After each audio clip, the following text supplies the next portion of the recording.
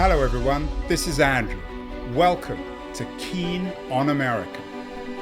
On July 4th, 2026, America will be 250 years old. An anniversary that will, no doubt, be greeted with a mixture of celebration, contemplation, and resignation. In Keen on America, Andrew talks not just about the American past and present, but also speculates on its future. What, Andrew asks, will be the 21st century fate of this now venerable American republic? Hello everybody, it is Tuesday, February the 25th, 2025. A couple of months ago, we had an Atlantic writer on the show, Jerusalem Demsis, who argued that one of the ways to fix America was, in her words, to build, baby, build. She had a new book out on the housing crisis, Land Development Democracies, published by Atlantic Publications. And today we have another Atlantic writer. He may even be the boss of Jerusalem Demsis. He's certainly one of the senior people there. Yoni Applebaum's new book, Stuck: How the Privileged and the Propertied Broke the Engine of American Opportunity, I think takes a step back from what Jerusalem Demsis is arguing and suggests that there's a deeper structural problem with housing in America. And indeed, to make sense of all the inequalities and structural problems in America, we need to have a look at housing policy. Yoni Applebaum is joining us from Washington, D.C., where he lives. Yoni, congratulations on the new book. Have I oversimplified, undersimplified? How does your book connect with Jerusalem Demsis's book? Yeah, that's the headline here, is that housing is a problem, but we don't just face an affordable housing crisis. We really have a mobility crisis. There are lots of places in America where the housing is cheap. I spent a week walking around Flint, Michigan, and talking to people there. They have so many houses, they can't actually pay to tear them all down fast enough. But the housing in the places that have opportunity, where people want to move to improve their own lives and to give their children a better future, there, the housing is prohibitively expensive. So what's happening is that for 200 years, Americans moved from the poorer parts of the country to the richer ones. They moved toward opportunity. Now, for the first time, they are moving away from opportunity toward cheaper housing. And I think that's a real problem, not just for the economy, but for American democracy. The neoliberal argument on this, Yoni, again, my understanding is that people would just move if housing was free in Flint or Detroit, and it was ridiculously expensive in New York or Washington, D.C. or San Francisco, where I live. The market would dictate that people would simply move. Is that delusionary? Does that overstate the power of the market? Yeah, I think markets are complicated because we're pricing in lots of things, right? So when you are deciding where you'll live, where you'll raise your kids, it's the most important decision you'll make as a parent. We know this. It's not how you sleep train your kids. It's not whether you buy them organic produce or something. We sweat a lot about all kinds of decisions. The biggest impact you'll have on your kids' prospects in life is where you'll decide to raise them. People, when they're making decisions about where to live, they're moved by all kinds of factors, one of which is housing prices. But that's historically not been the prime driver of those decisions. Even if you have a market in which people are moving toward cheaper housing, there's a real question about whether or not that's a good thing, right? If it's an affordable housing crisis, that's a way to fix it. If what we've got is a mobility crisis, if the secret sauce of America, as it were, is that people relocated toward the places that were growing fast, and that with that mobility came the other things we appreciate about this society, came its pluralism, its dynamism, its ability to foster a vibrant civic life. If all of those things were outgrowths of our mobility and people have stopped moving, then we've got a much bigger problem, which neoliberal solutions are not going to fully address. I'm not sure that you've really answered my question. Let's imagine a family, or they may or may not be a family, young professionals, or maybe young people who are ambitious one way or the other, in New York or Washington, D.C. or San Francisco or Los Angeles. The rents are too high. They have no means to buy where they live. Why aren't they moving? I mean, I take your point on family, but not everyone has kids, and not everyone is necessarily a dedicated parent. I mean, the reality is that housing in much of America is very affordable. Why aren't people moving? Yeah, people are not moving because the cost of relocation, the opportunity costs of relocation are too high. So the people who are living in very prosperous places, paying through the nose through their housing, are doing that because by living in those places, they're getting other things that they want. They're getting good jobs. They're getting career opportunities. They have the ability to network and to move laterally or diagonally toward new opportunities. If they relocate where the housing is cheap, they can save on housing costs. But they surrender more than they are willing to do so. And so it's a double bind, right? Like if they stay, they're paying too much for housing and they're getting squeezed. If they leave, they're surrendering the kinds of opportunities that they most want to have. And so we've left way too many Americans in a lose-lose situation. And the converse is true in the poorer parts of the country. If people stay, they get the benefits of community, but they're surrendering opportunities. If they move to the richer places, they now, and this is a new thing in American history, they would be surrendering more in a housing cost than they gain in wages or salary. And so we've left Americans facing a sort of Hobson's choice here, where whether they stay or whether they move, that they're not happy with the outcomes. The Oscars are next weekend. One of the movies that I really enjoyed, I'm not sure if you saw it, was The Brutalist, which is the classic version of American mobility. A Hungarian immigrant arrived. I can't remember where it was. Was it Cleveland? I don't know if you've seen the film. And lived on someone's floor and then kind of moved up the ladder. But of course, it was a movie with a sting. It's not The Godfather. One reviewer described it as a monument to America's broken promise, and it comes with the images of the Statue of Liberty turned upside down. I know the narrative in your book, Yoni, also follows the broken American dream, that once upon a time people came to this country and moved up not just the cultural and economic ladder, but the housing ladder. Why has that changed? Yeah, this is a really great point, right? That the thing that really drove American mobility of all kinds was our literal mobility. So you could move to a new city in search of a job, in search of some new kind of arrangement. When you arrived in that city, you'd build new social connections. This was sort of the peculiar thing about America, was that when you landed in a new town, you got to define yourself. Your many of the most important characteristics of your identity were inherited in the old world. You know, maybe your family had lived in that village for generations. Maybe you followed your father's profession. In America, when we moved a lot, you had the ability to carve out for yourself your own identity by virtue of the communities you joined, the things you belonged to. When we were moving a lot, we had those things. What we changed in this country was that we allowed progressives really enacted a set of procedural rules and regulations that made it all but impossible to build. And as we stopped building in the places where demand was highest, people stopped moving to those places because the housing grew prohibitively expensive. So this was not historically the case. It used to be that a thriving city would just erect more housing to accommodate new arrivals.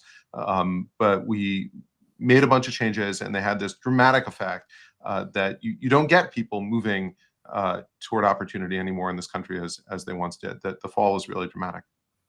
Can we blame everything on Saint Jane Jacobs, one of these progressive, or one of these writers who historically have been embraced by progressive Americans? Did writers like Jacobs fetishize downtowns and the, I don't know how would you describe Jacobs's worldview and her argument? And is that one of the reasons? I mean, obviously, I'm joking here. We can't blame Jacobs for anything, and she's no longer around to defend herself. But did we get it wrong for generations on cities?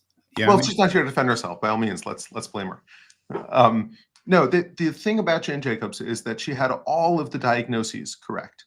So this is somebody who comes into cities in the era of urban renewal and says, cities are great. The things that you reformers hate about cities, the fact that all of the uses are mixed together and all the people are mixed together, that's what's wonderful about cities. Let's celebrate that instead of leveling it. And she was 100% right about that. What she was wrong about was her proposed solutions. She looked at government as out of control.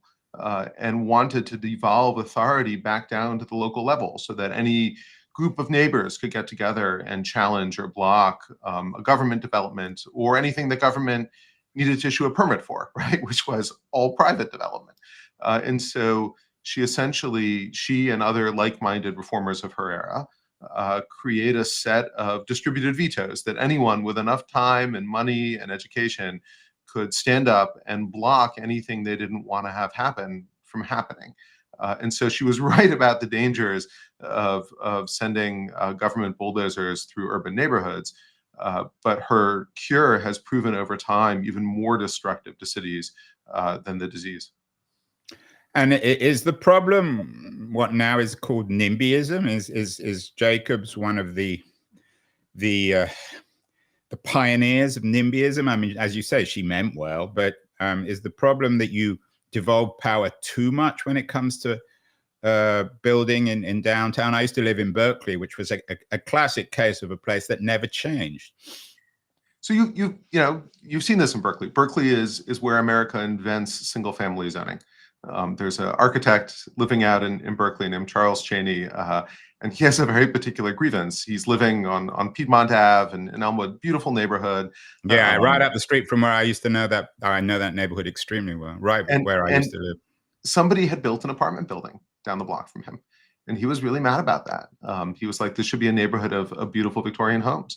And so he gets the state to change state law, and then he gets the city to pass America's first single family zoning ordinance. And then he writes the rules that will regulate his neighborhood and keep it single family forever. And what he's really worried about is actually economic segregation.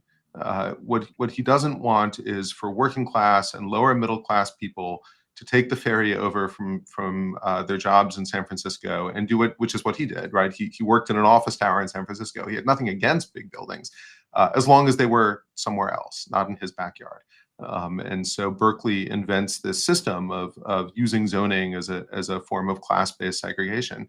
And there's bitter ironies here. His dad had come to Berkeley because he was seeking opportunity. Everyone in Berkeley, it was a rapidly growing place. Almost nobody had been born there. Almost every one of his neighbors had arrived in Berkeley because they saw opportunity there. They just weren't willing to share that opportunity with their social inferiors. And so they create very strict zoning in Berkeley to keep them out. I wonder what the role of the universities is in all this. A few years ago, we had Devarian Baldwin on our show. He's a historian, I think, at Trinity College, a really smart guy. And he argued that universities are plundering our cities. Is it any coincidence, Yoni, that Berkeley is exhibit A in your arguments and that universities are not the solution, but the problem? I mean, I know you, in your narrative in Stuck, you write a lot about Cambridge and your experience there, growing up there and going to school there.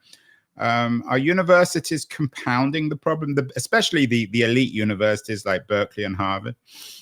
Yeah, I think in many ways they are, but through an indirect mechanism, right? So it's not that the universities themselves are typically blocking change, but these universities draw people to them like magnets. They've been one of the great fonts of American innovation and entrepreneurship. Cambridge is driven really not by Harvard, but by MIT and the entrepreneurs that MIT has spawned. As they draw these people in, these people feel virtuous, right? They're associated with these liberal universities. They're the good guys. And it's been really hard, I think, for many people who are in these communities to understand that the virtuous decisions that they're taking to defend the environment, to preserve the historic character of their community, that the aggregate impact of those virtuous decisions associated with these virtuous institutions is to subvert everything they say they value, right? They're creating an America that is increasingly unequal, that has mobility has declined in a racially disparate way. So it's particularly the Black community that has lost mobility in recent decades.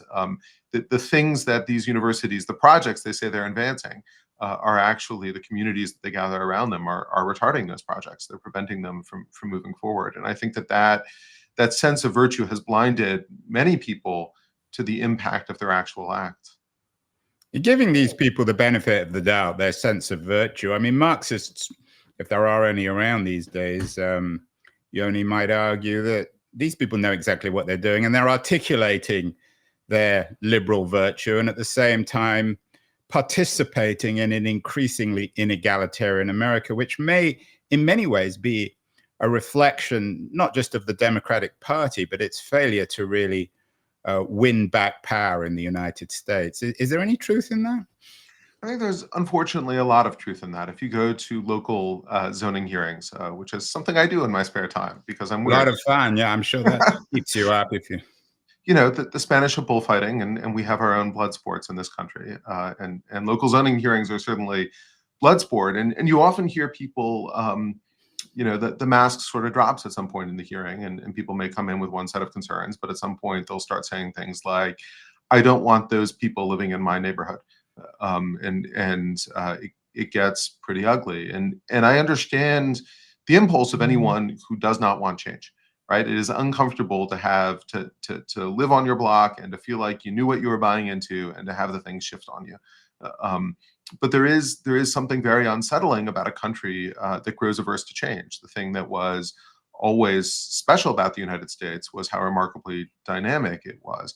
And as we've grown averse to change, as we've given individuals the power to veto change in their own backyards, what that has done is grind our dynamism to a halt. And we're not forming businesses at the same rate. We're not switching jobs at the same rate as once we did.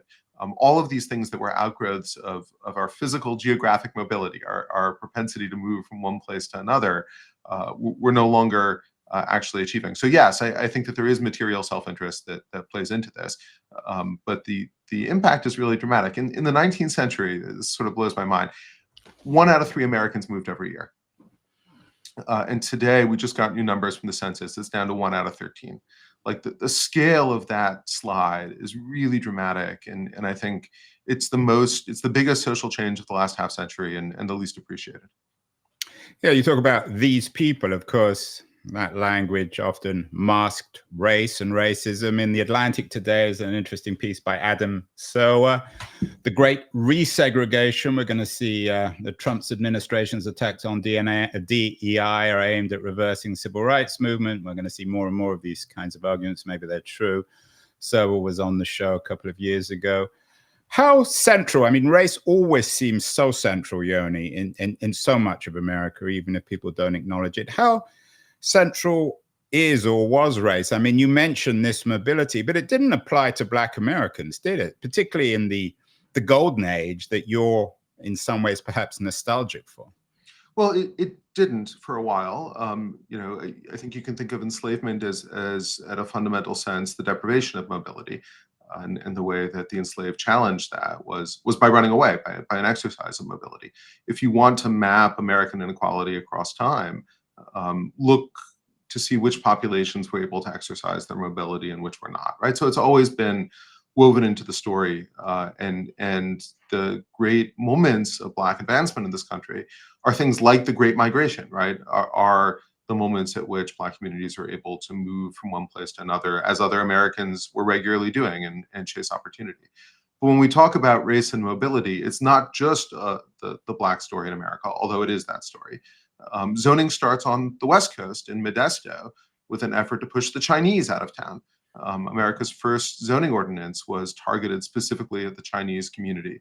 You know, that they were operating laundries in Modesto, and the white residents didn't like the fact that that meant there were Chinese living in their neighborhoods. And they passed a rule which said you have to move all the laundries west of the tracks and south of G Street. And if you look at a map of Modesto that year, there's only one block that applies to, and it's labeled Chinatown. So it's a literal ghettoization ordinance. So race was there from the beginning.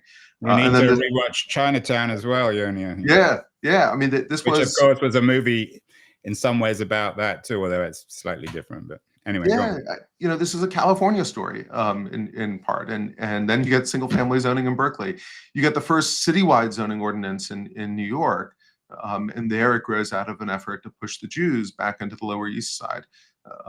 They had marched up Fifth Avenue in the garment workshops, and the merchant princes of Fifth Avenue were not happy that these garment workers were taking lunch break on the sidewalk and scaring off their customers, and so they come up with zoning to push them back down and move the factories out of the area they didn't want the workers in. So from the beginning, this has been a contested battle. But I'll tell you something about America. If you want to know which of our rights are important, look at the ones we're fighting over.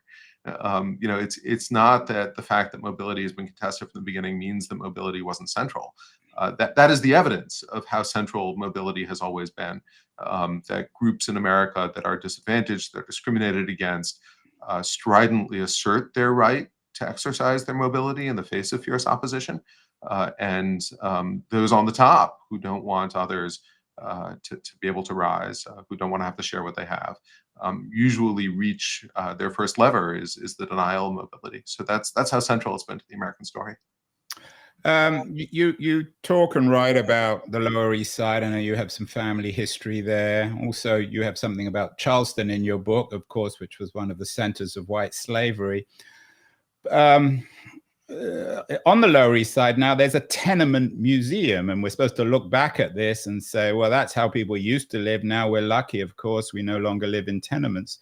But I know your reading of American history is a little bit more complicated and perhaps controversial. For you, tenements weren't such a bad thing, and that when we go to a tenement museum, it's not like going to a museum about slavery and thinking, oh my God, how lucky you are to no longer have that. And I wonder whether that also fits in to the way in which Charleston has sort of fetishized its own white history. Yeah, I think we get a lot of this wrong. When I look at a tenement, what I see is not evidence of the horrors of the past and how unjust society used to be. I see something very much like a Little House on the Prairie.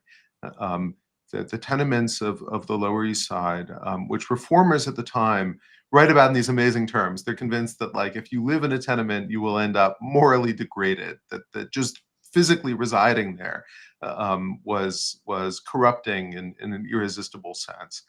But the people who lived there were mostly living in the tenements for relatively short periods of time as they saved and moved on, because mobility was central to the experience. There was this thing called moving day in New York, where like a third of the population would move, or half, between sunup and sundown. All the leases expired on the same day, on May 1st. And so people were regularly moving. They were not stuck in these tenements forever. And the tenements were vehicles for economic mobility. People lived in very difficult conditions. But when you look at the comprehensive reports and not the worst cases that tended to be highlighted by the reformers, in the main, these were kept clean, sanitary. The rates of disease in most of them were actually quite low. People are living them for relatively brief spans of years as they save up, get better jobs, and move on. And that actually allowed New York to absorb these enormous waves of migrants who are arriving in the city, something that the city, frankly, lacks the capacity to do today, as anyone who's recently been in New York can see. It no longer has the kinds of entry-level housing it once had. They were banned by reformers or priced out beyond the means of new arrivals. And these days, when a new wave of migrants arrives in New York, you end up with an enormous homelessness problem. So I look at them and I say, okay, these things were not, I would not like to live in a tenement. But the truth is that I probably couldn't. I went back to visit one of my great-grandfather's tenements on the Lower East Side, and it now rents for $7,200 a month. So it turned out there was nothing morally degrading about the building. I thought they paid you very well at the Atlantic. Not that well, right? So there was nothing morally degrading about it, with a little bit of a touch-up and a big housing scarcity problem. You could rent the same tenement for a modest fortune. And so, there's when we think about tenements, I wish people would think of them as little houses on the prairie, as places that people came when they arrived and built a better life for themselves and their family and found a way to move on. I wonder whether there's an interesting political series of implications, though, in your argument. Of course, the great film about the Lower East Side, about American immigrant life, is The Godfather, particularly Godfather 2, which showed the experience of a young boy coming to America. But this is also a movie about alternative sources of political power, the state, traditional local authority versus the mafia. And of course, we have those famous moments in the mafia when Marlon Brando gives the choice of the baker between relying on him, a kind of personalized service, and the distant state or the police. I wonder, in your sympathetic take on tenement life, I'm not suggesting that you're arguing in favor of the mafia or the Godfather or Marlon Brando or anything like that, but I wonder whether there are implications in terms of political power and authority. Does that make sense? It does, and I'm always game for a good Godfather reference. One of the things that was giving the mafia power in New York in those years was how bad the city services were. The same reformers who tried to essentially outlaw tenements by making them prohibitively expensive to build were also not terribly interested in providing city services into these neighborhoods. When there's a federal commission that comes to take a look, they say, actually, everyone's got the wrong impression here. The apartments are fine, the streets are filthy, and the streets are filthy because the city's not bothering to take care of these people. When I look at this, I think, too often housing reformers have looked at the housing and they've said, oh, people are living in terrible conditions. That's awful. Let's ban the housing. And they might say, like, let's address poverty. Let's find ways to encourage upward mobility. That the fundamental problem here is not the building, it's the poverty. Instead, reformers in New York in those years focused on banning the housing and denied the kinds of social services and city services that other parts of the city had. And when you do that, you create a vacuum. You can't ignore this problem. And you can see in America today that in neglected neighborhoods, you have gangs, you have other extra legal power structures that crop up. The solution is not to try to regulate the housing. The solution is to allow people to move toward opportunity so that they're not trapped in enclaves of concentrated intergenerational poverty. And that was really what enabled, like, as you follow the story of The Godfather, it's the old neighborhood that really allows it to thrive. And that neighborhood is so dense and people are so reliant on the mafia, on the underworld, because they can't get out, right? That there is no, by that point, like, there's no good place to go. And I guess the moral in The Godfather is once they left New York and went to Las Vegas or Nevada, then everything went to pot. And if they'd have only stuck in the old neighborhood. What about the politics of stuck, Yoni? I mean, there are broader implications. A few years ago, we had my old friend David Goodhart on the show, a British writer. His book, The Road to Somewhere, The Populist Revolt and the Future of Politics, I'm sure you're familiar with the book, distinguished Britain, but it could have been America as well, into people from somewhere and people from anywhere, and argued that the anywheres, the liberals on the coast, didn't get it, and that the future was with the somewheres.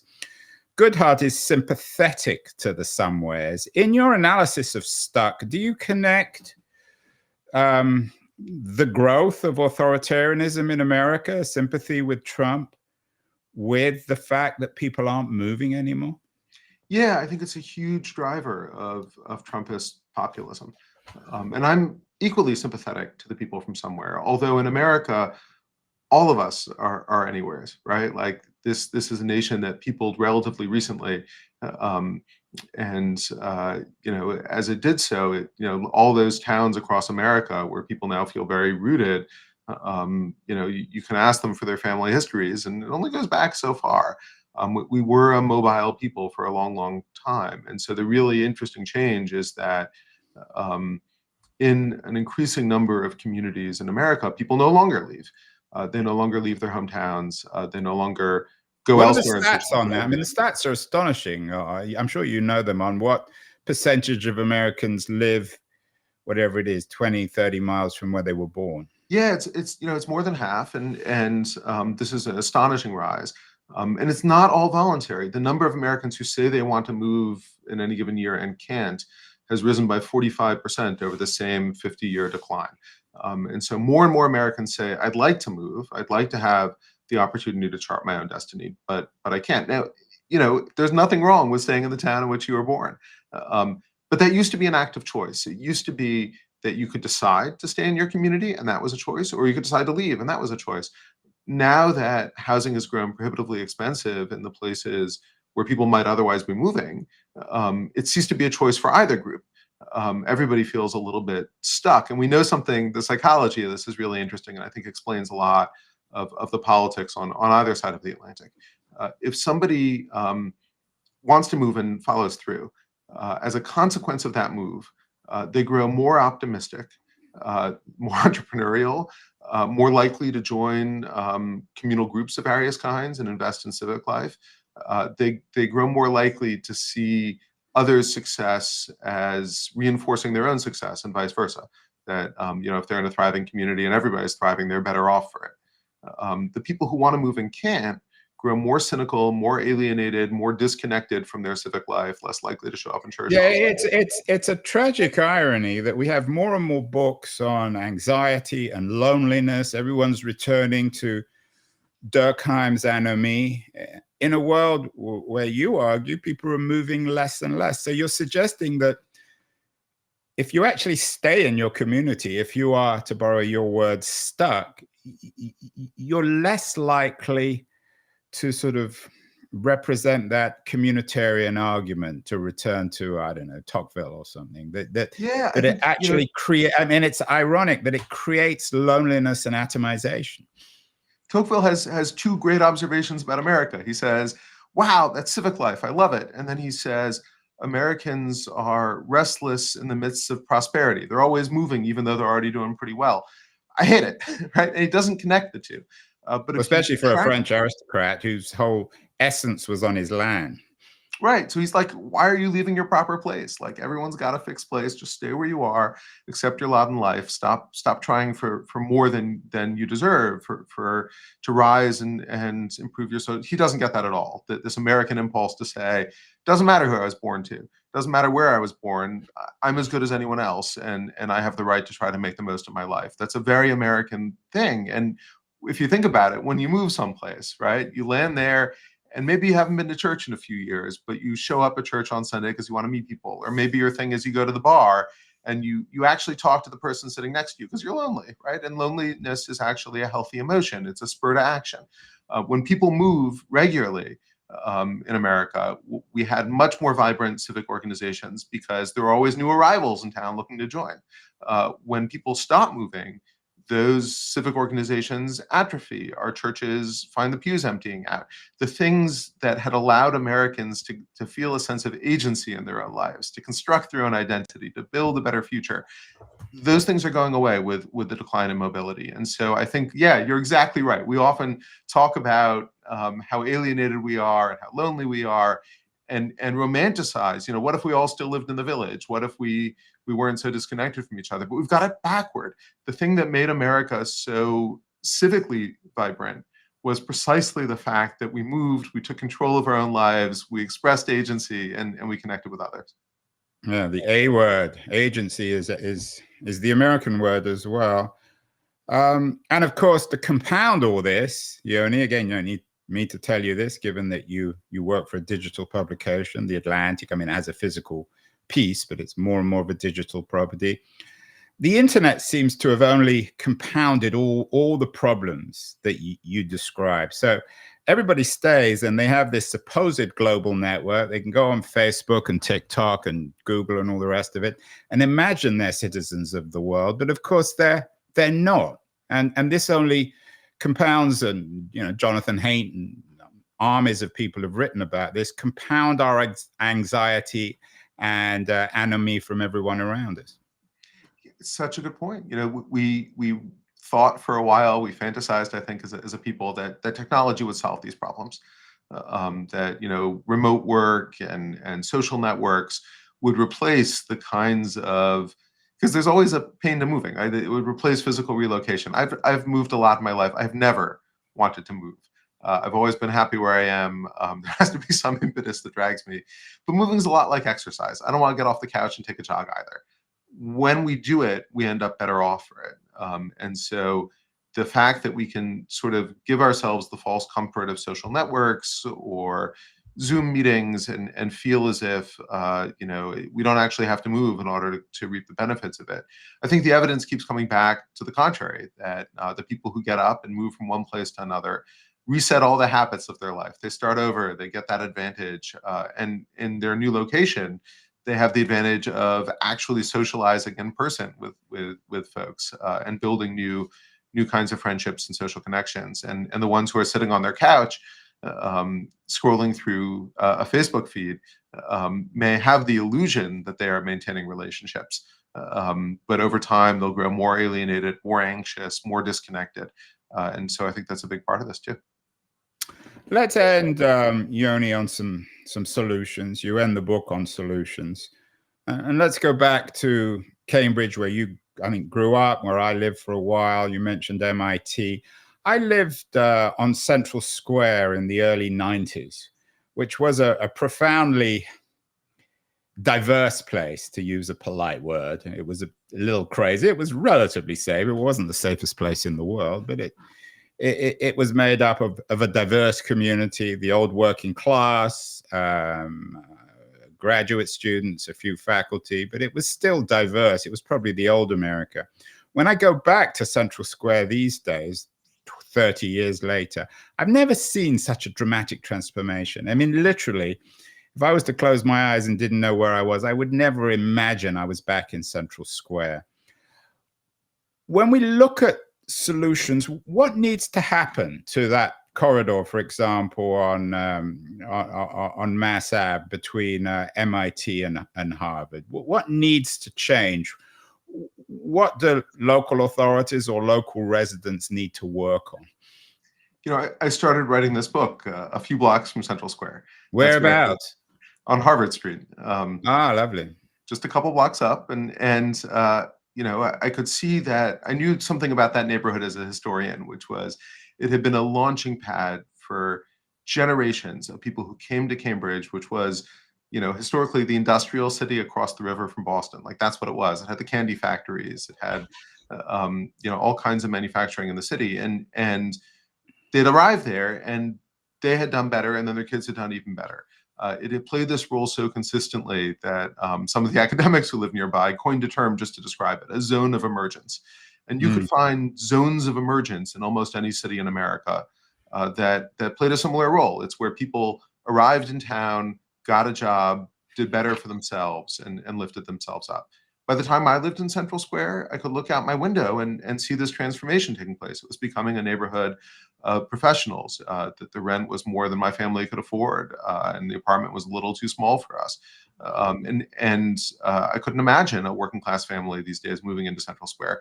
Something had gone profoundly wrong, and I wanted to understand what it was and how to fix it. And I hit on, I think, three relatively simple answers here. One is we made the rules much too complicated. And it's the wealthiest, best educated communities that are most able to weaponize those rules to block new development.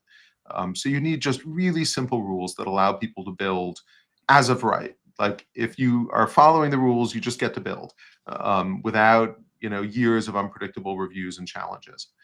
And where we can simplify the rules and apply them over a broad geographic area so that construction firms that innovate in one jurisdiction can bring that innovation to another jurisdiction, that works really well. Right now, every neighborhood is its own patchwork quilt of rules, and it's impossible to scale housing solutions. So simple rules is the first part of this. The second is a lot of our current housing policy is tuned about putting people into places. It's not tuned to let them move. If you're lucky enough to get an affordable unit in an expensive city, you're never moving. You're not moving even if you lose your job. You're not moving even if you have a better opportunity elsewhere, because you'd be crazy to give up that unit that you've been lucky enough to stumble into. That's not great policy, right? We really need to tune our housing. Yeah, and adding to that, I mean, I live in San Francisco. On my street, most people have been living here for about 40 years. It's because all the laws about buying and selling real estate are skewed so that it's in anyone's disinterest to actually sell a place. Yeah, and California has tax policy, which makes it, if you sold a house and bought an equivalent house, your taxes would jump overnight. And those kinds of policies, every state has its own twist on this, make it really, really hard to move. But we're not thinking of that when we formulate the policy. We're usually thinking about affordability. And if we really think about mobility, I think we'll come up with very different housing policies. And then the third thing we need is just abundance. We need a hell of a lot more housing. We have a 50-year deficit to make up.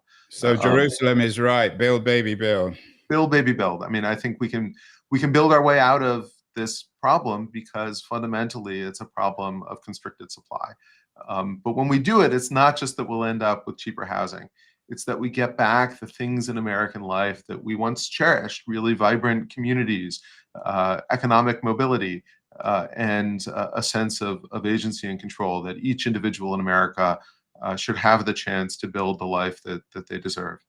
I wonder if there's a bigger picture here, Yoni, in terms of progressives, the Democrats reinventing what they represent in the 21st century. A couple of days ago, we had Tim Wu on the show.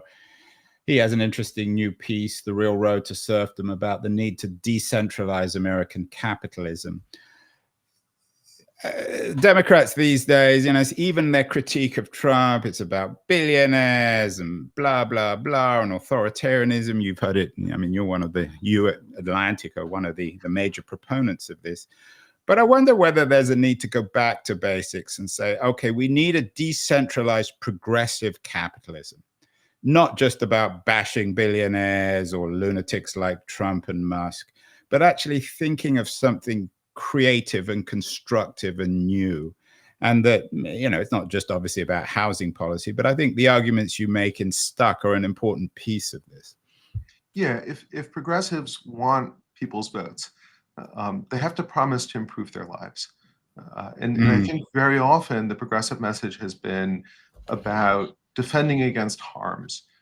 So progressives have spent 50 years identifying the potential harms of private actions, of government policies, and trying to safeguard against them with an ever denser thicket of rules and protections, without taking a step back to say, are we achieving our goals? If we pass the California Environmental Quality Act to protect open spaces, 50 years on, have we protected the open spaces, or have we made it so hard to build in cities that we've encouraged the sprawl that the law was intended to prevent? That there isn't enough of an impulse in progressive circles to take that step back and to say, fundamentally, are we connecting with people and promising to improve their lives? Are we tuning our policies and checking the impact of those policies to make sure that they are delivering better lives to ordinary Americans? I don't think it's out of malice, but there is a wrong turn in the movement, and housing policy, I think, is the biggest part of this and the most vivid illustration. But it's a general impulse, and if progressivism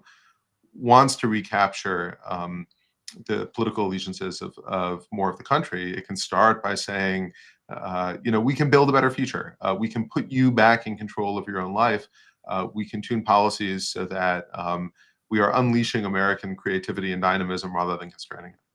Yeah, and that unleashing doesn't require Biden-style investment, a sort of nostalgia for the New Deal. It requires more, perhaps, of a behavioral economics nudge. So how are we going to nudge Americans, young Americans, for example, to go to get up, Yoni, and go and live in Flint or Detroit or places where you can pretty much get a house for nothing? This is the most hopeful part of the story, I think, is that once you focus in on the barriers, once you see how many Americans still say they want to move and just aren't able to do that anymore, then it becomes clear that if you sort of take a machete to the regulations and you hack them away, you don't actually have to persuade most Americans to pursue opportunity. We still have that in our cultural DNA. Americans still express an interest in moving much higher rates than people in other countries do. They're just not able to follow through on it as once they did. And so I think that's actually a hopeful part of the story that I'm telling, is that what killed it was not Americans losing interest in this kind of mobile and dynamic society. in a society in which they could craft their own futures. But a lot of regulations that held them back. And if you can pare away the regulations, you don't have to do that much to set people off on a new path. I like it. Yoni Applebaum, a machete to regulations. People should leave their families, leave their parents, get away, reinvent themselves, reestablish American agency. A for America, A for agency, A for Applebaum. Yoni Applebaum, author of Stuck. Thank you so much, Yoni. An important message. Get you back on the show. Maybe someone from the Democratic Party is listening, and we'll unstuck the party too. Congratulations on the book, Yoni. Thank you so much. Thank you.